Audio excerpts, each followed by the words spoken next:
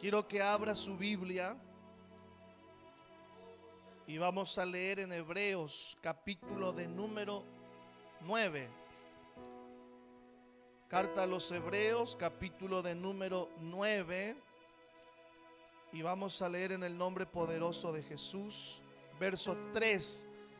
Hebreos capítulo 9, verso 3, dice la Biblia así: tras el segundo velo estaba la parte del tabernáculo llamada el lugar santísimo, el cual tenía un incensario de oro y el arca del pacto cubierta de oro por todas partes, en la que estaba una urna de oro que contenía el maná, la vara de Aarón que reverdeció y las tablas del pacto. Y la iglesia dice amén. Quiero que se vaya a Lucas capítulo 15. Evangelio según Lucas capítulo 15. Vamos a leer la palabra. Capítulo 15, verso 22. 15:22 dice la Biblia: pero el padre dijo a sus siervos: sacad el mejor vestido y vestidle, y poned un anillo en su mano y calzado en sus pies, y traed el becerro gordo y matadlo, y comamos y hagamos fiesta en el nombre de Jesucristo. Amén. Tome asiento y gracias al Señor, hermanos. Los beneficios de tener intimidad con Dios. Los beneficios de tener intimidad con Dios. ¿Cuántos creen que hay beneficio, hermano? La palabra del Señor nos habla en Hebreos que leímos. Está hablando el que escribió la carta. Algunos dicen que pudo haber sido Pablo. Estaba hablando que en el tabernáculo que había creado o había diseñado Moisés de acuerdo al modelo que Dios le dio, hermano, porque Dios tiene un modelo. Y cuando uno lee la palabra, dice la Biblia que el Señor le decía a Moisés: y lo harás de esta medida, y lo harás de este color, y pondrás esto, más lo otro, más aquí, más allá. Y lo que me llama y me emociona, hermano, es que cuando termina la escritura del Pentateuco, dice la Biblia así, que Moisés hizo conforme al modelo que Dios le mostró en el monte. Dios tiene un modelo. Gloria al nombre del Señor. Y en ese modelo de los utensilios, el Señor le dio un diseño a Moisés del tabernáculo. Y el tabernáculo, en la parte del tabernáculo había dos partes muy importantes, aparte del atrio, del patio. Dentro de la tienda había dos partes muy importantes. Una era lugar santo. Diga así: lugar santo. ¿Cuántos creen que donde está Dios es santo, hermano? Y luego ese lugar santo dividía de un lugar santísimo. Cuando Salomón construye el templo, dice la palabra que había una cortina muy gruesa. Y algunos atrevidos dicen que esa cortina, hermano Mario, era tan gruesa, era confeccionada de una manera tan resistente que el proyectil de una bala o una bala era imposible traspasar.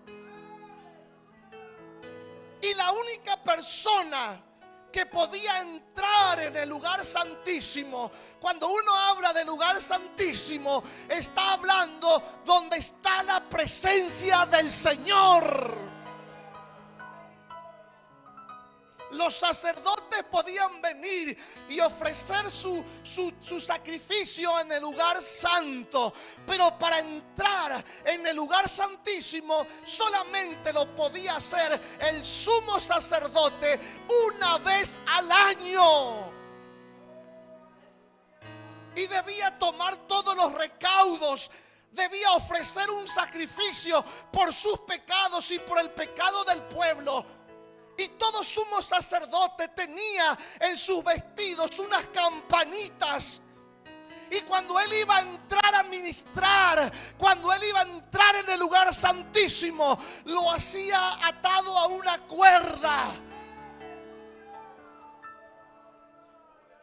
Entonces le ataban una soga, y el sumo sacerdote se dirigía a la presencia de Dios. Y cuando iba a la presencia de Dios, las campanillas hacían un ruido.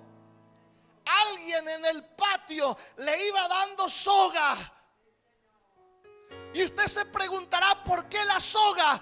Porque si el sumo sacerdote no estaba preparado para entrar en la presencia santísima de Dios, iba a caer muerto. Y la soga era para sacarle para afuera, porque nadie podía ingresar. Así que toda mente que a la presencia de Dios se entra de cualquier manera, ¡fuera! Istalabasa.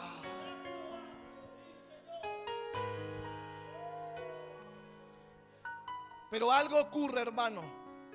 El único que entraba a ese lugar para estar en la presencia de Dios era el sumo sacerdote.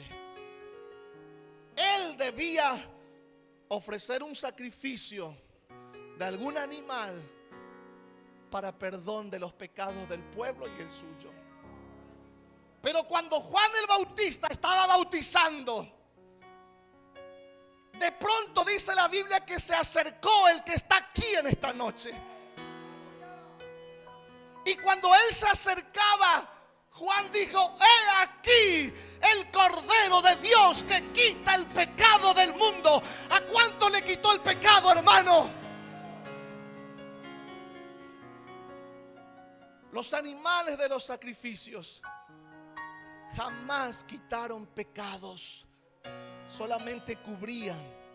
Por eso es que continuamente había que ofrecer sacrificio para cubrir los pecados. Pero cuando aparece Jesucristo y da su vida por nosotros en la cruz del Calvario, y los que se apoderan de ese sacrificio y los que creen en la sangre que Él vertió, que puede quitar los pecados, ya los pecados no están más, porque Cristo nos hizo libres. Pero hay un acontecimiento muy importante, que cuando Jesús en la cruz, entre una de las últimas palabras, Él dijo así: consumado es. Cuando Él dijo consumado es, y luego diciendo: Padre, en tus manos encomiendo mi espíritu, la Biblia dice que hubo, hermano, 3 horas de tinieblas. Y algo ocurrió en el templo. Esa cortina de separación, esa cortina que impedía que la gente común y corriente pudiera entrar en la presencia de Dios, se partió el velo. Y ahora toda persona que recibe el perdón de Jesucristo puede acceder por la fe libremente a la presencia de Dios. Hoy usted dobla su rodilla y entra en la presencia del Señor. Yo le quiero decir en pocas palabras las bendiciones que tiene una persona cuando quiere tener intimidad con Dios, cuando quiere entrar más allá, hermanos, cuando anhela ir al lugar santísimo. Porque en el lugar santísimo leímos: había o estaba el arca del pacto. Diga: arca del pacto. En el templo, en el lugar santísimo, estaba el arca del pacto. Era como un cofre de 1,20 m aproximadamente, entre 60 y 70 centímetros de altura, como también de espesor, todo recubierto de oro, con una tapa y encima de la tapa querubines, aleluya, como que protegían. Gloria al nombre del Señor, porque cuando Adán y Eva pecaron, dice la palabra del Señor que Dios puso a querubines protegiendo la entrada de alguien al huerto del Edén. Pero cuando Cristo entregó su vida, aleluya, cuando usted por la fe entra, los querubines tienen que abrir paso, porque entra alguien a quien Dios le perdonó sus pecados.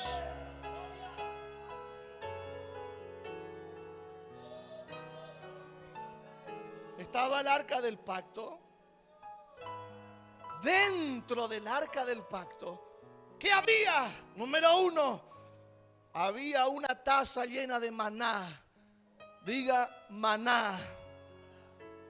Número dos, dentro del arca del pacto, que representa la presencia de Dios, había o estaba la vara de Aarón que había florecido. Diga vara. Y número tres, dentro de esa arca estaban las tablas con la ley del Señor. Tres elementos que había dentro de la presencia del Señor.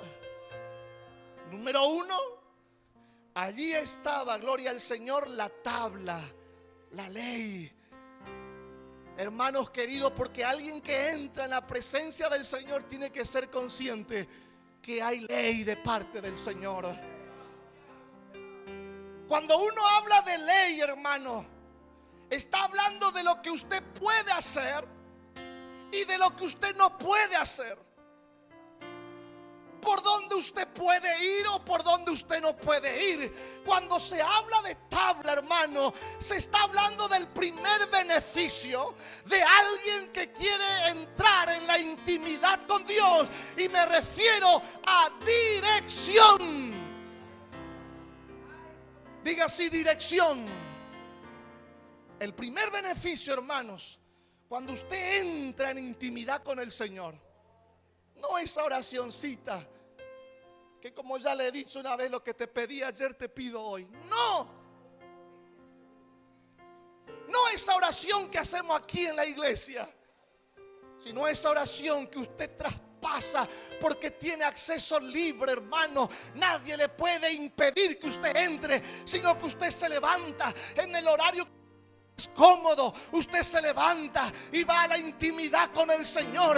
Y cuando todos duermen y cuando hay un silencio absoluto, usted entra en intimidad con el Señor. Primer beneficio de estar en intimidad con el Señor: Dios te da dirección.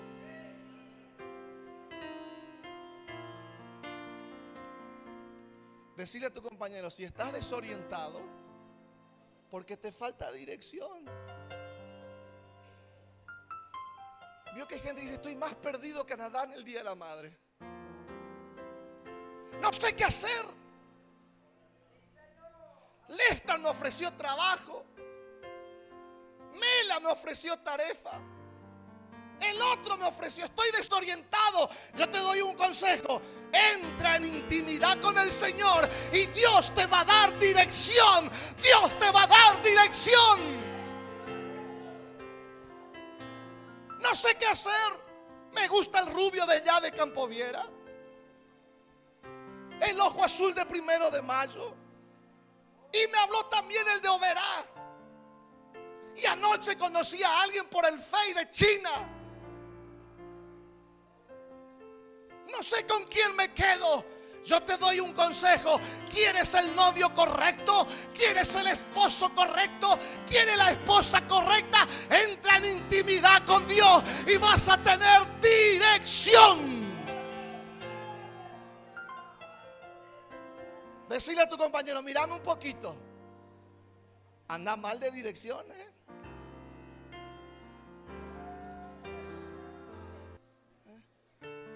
Entonces, cuando usted le ve a alguno medio mareado por ahí, ¿qué le va a decir? Entra en intimidad con Dios.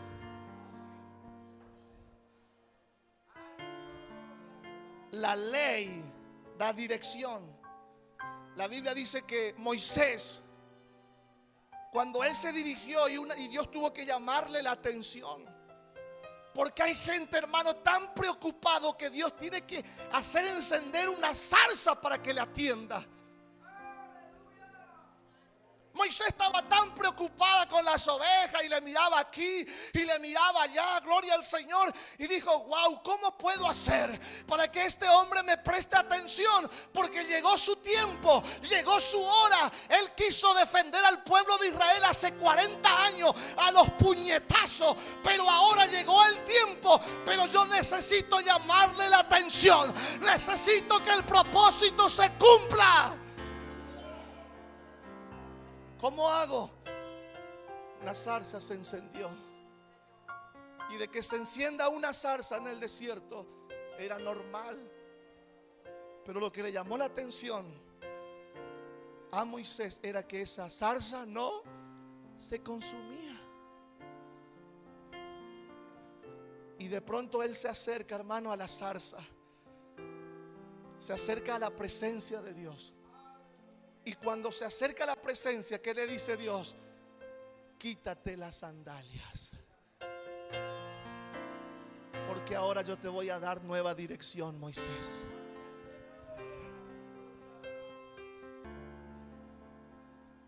Dame tu sandalia, porque mi presencia te va a dar dirección. Antes te iba por donde querías, pero ahora irás donde yo te mando. Antes hacía lo que bien te parecía, pero ahora otro va a tomarte y vas a ir donde tú no quieres. Antes, cuando hacía mucho frío, te ponías las cobijas y decías: nadie me moleste. Ahora, aunque haga frío, Dios te va a llamar a la oración, te va a llamar. La presencia da dirección. Amén. Número 2. ¿Qué había dentro del arca? No quiero extenderme mucho. ¿Qué había dentro del arca? Número 1 dijimos, las tablas. La primer tabla, hermanos, de la ley, ¿quién lo escribió? Dios. Pero ¿qué pasó con esa primer tabla de la ley? Cuando Moisés descendía y vio que el pueblo estaba pecando, él agarró y partió las tablas. La segunda tabla que ahora Moisés, y que era el testimonio en el arca del pacto, la tuvo que escribir él. Dios le dictaba y él escribía. Hay gente, hermana, que le agarra el chinchito por ahí.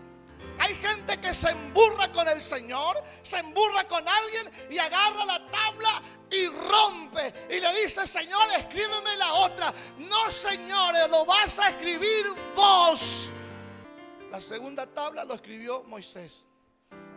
Número 2, que había dentro del arca, dice la palabra que había maná. Y cuando uno habla de maná, hermanos, habíamos dicho que la tabla significa dirección.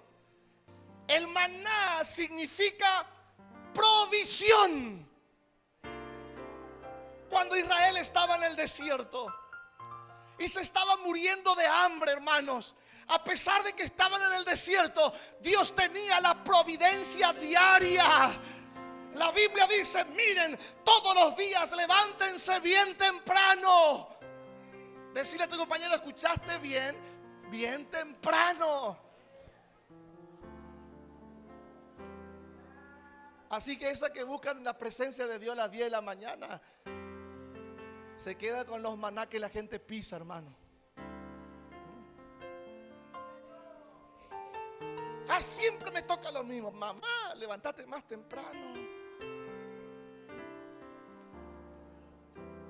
El maná, hermano, en el medio del desierto Dios mandó maná y le dijo: levántense bien temprano, porque yo le voy a dar maná todos los días, bien fresquito, y ni nadie recoja para el día siguiente. El único día que van a recoger doble porción es el viernes. Y Dios les mandaba el maná, ellos tenían que solamente ir y tomarlo. Cuando el Señor dijo: Había 5,000 hombres, sin contar mujeres y niños. Cuando el Señor vinieron los discípulos y dijeron: despide la multitud porque ya es tarde y no han comido. Jesús le dice así: denle ustedes de comer. Provéanle ustedes. ¿Y qué hace el hombre, hermano, cuando piensa en la providencia de Dios? Lo primero, aleluya, que cuando Dios dice: yo voy a proveerte, ¿qué pensamos? En dinero. Yo voy a darte el auto. Señor, pero ¿cómo voy a tener el auto si gano 300 pesos por día? Cuando Dios me dijo: te voy a dar una casa con un terreno, yo ganaba 300 pesos y el terreno valía 8,000 pesos. Cuando Dios me dijo: te voy a dar una casa con un terreno, yo dije: Señor, apenas me alcanza para sobrevivir. Pero entendí algo, hermano, que cuando Dios habla de providencia, no tiene nada que ver con dinero, porque Dios no necesita de dinero para proveerte lo que tú necesitas.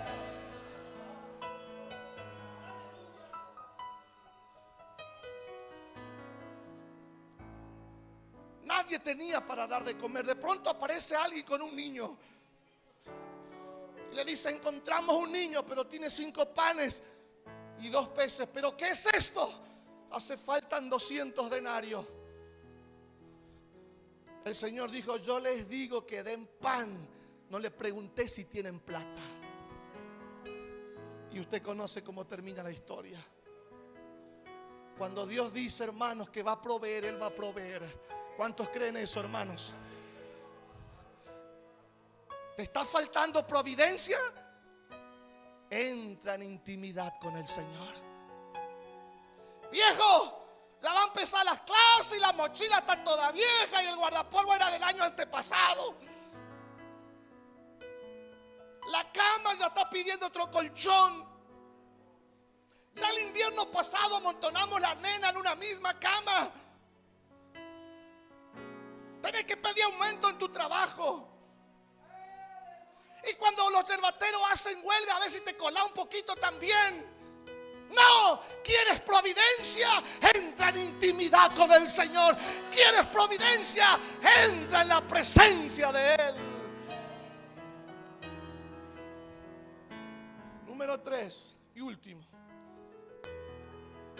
En el arca del pacto había, número 1, las tablas, que significa dirección. Número 2, había maná, representa provisión.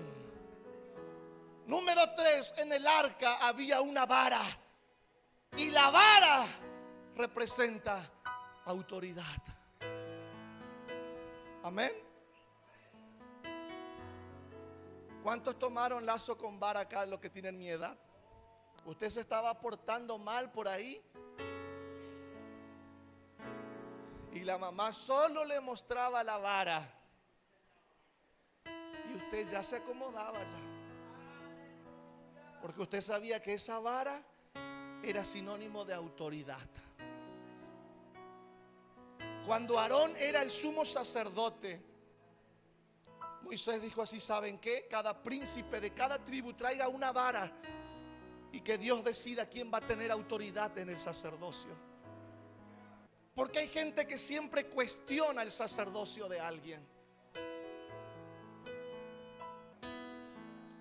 Y para la gloria del Señor, la vara de Aarón, que en realidad era la vara de Moisés, porque el que había recibido la orden, el que había recibido la autoridad de parte de Dios para hacer los milagros, para que le crean, era Moisés.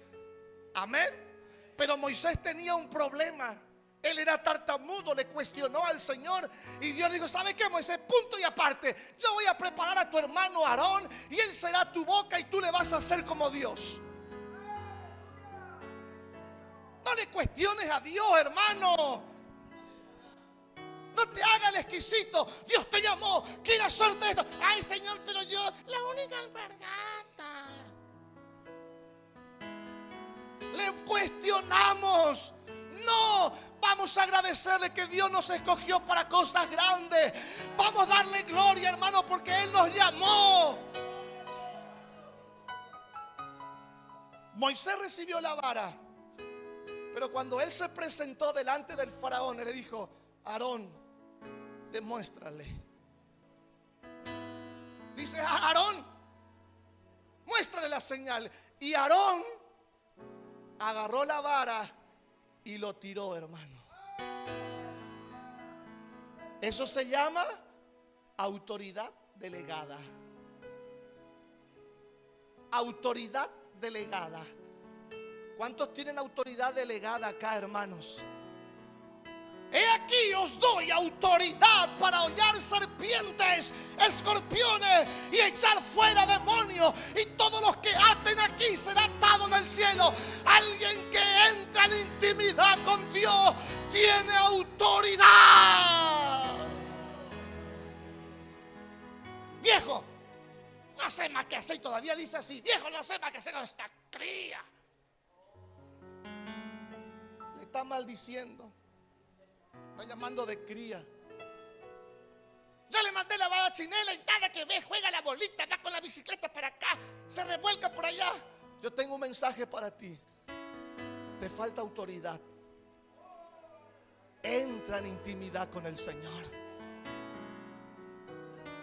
Mario, no te olvides de las tareas. Mario, apareceme con uno nomás acá. Y el nene hace cualquier cosa, hermano. No tiene autoridad. ¿Por qué?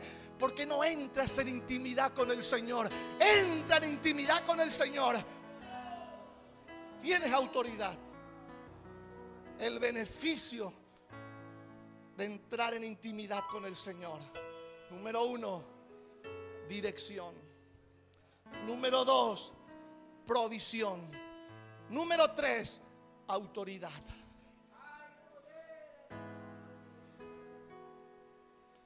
Cuando el hijo pródigo estaba alejado de la casa del padre, ansiando comer las comidas de los cerdos, porque alguien que está lejos de la casa de papá,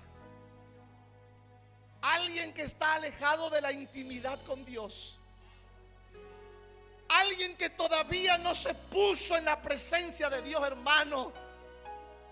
Hay gente, hermano Mario, que dice: ore por mí. Se va al círculo de oración, pide oración por mí. Yo quiero decirte en esta noche: ya el templo se rompió. Tú puedes venir a orar. Tú puedes entrar en la presencia del Señor. Tú puedes tener intimidad con Dios. Cuando él estaba allí, él volvió en sí, dijo: wow, en la casa de mi padre, cuántos jornaleros hay. Yo aquí perezco de hambre. Iré, me levantaré, iré donde está mi padre y le diré: Padre, he pecado contra ti, contra el cielo. No soy digno de que me llames tu hijo. Hazme como uno de tus jornaleros.